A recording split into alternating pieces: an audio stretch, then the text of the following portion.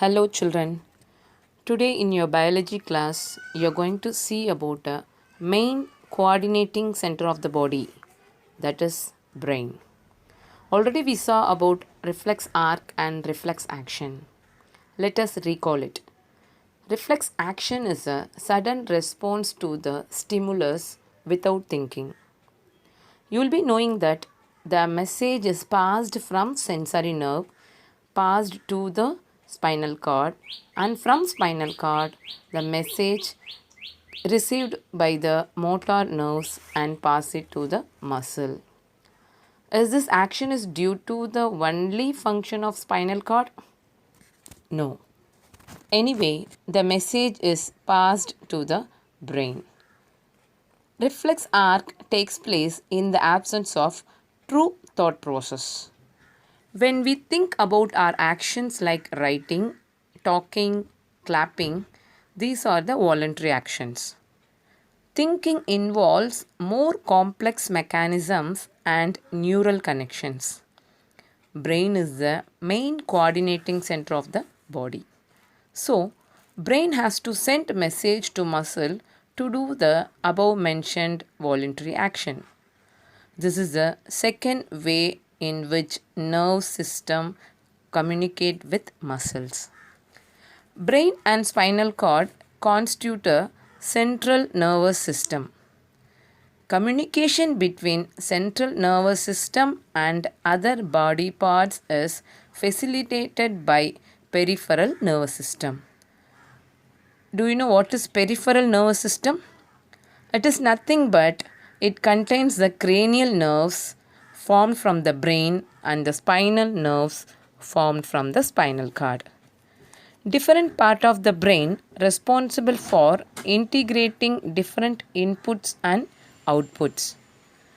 Forebrain, midbrain and hindbrain are the main parts of the brain. Actually, forebrain is the main thinking part.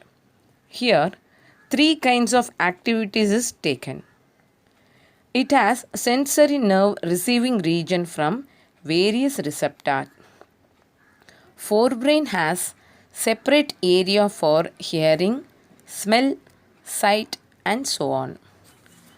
In forebrain, separate area of association with information from other receptors as well as information that is already stored in the brain.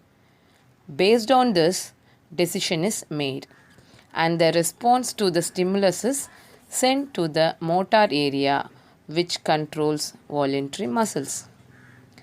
Apart from this, certain sensation is different from seeing or hearing, like sensation of feeling stomach full when you are having your food, which is related to hunger.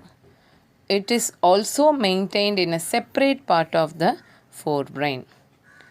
Then, the action which is not under our control, like heartbeat, digestion of food, changes in the size of pupil, they are called involuntary action. These actions are controlled by midbrain and hindbrain.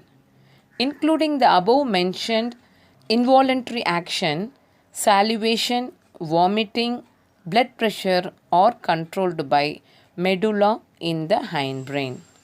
Now, think the activity like walking in a straight line, riding a bicycle, picking up a pencil. They are also voluntary action, but for this action we need to maintain the posture and balance the body. This is possible due to the part of the hind brain called cerebellum. As a whole, the brain is very important for variety of activities. So, we need to protect it. Our body is designed so that brain sits inside a bony box called skull. Inside the box, the brain is contained in a fluid filled balloon which provides further shock absorption. Spinal nerves are protected by vertebral column or backbone. How nervous tissue causes action?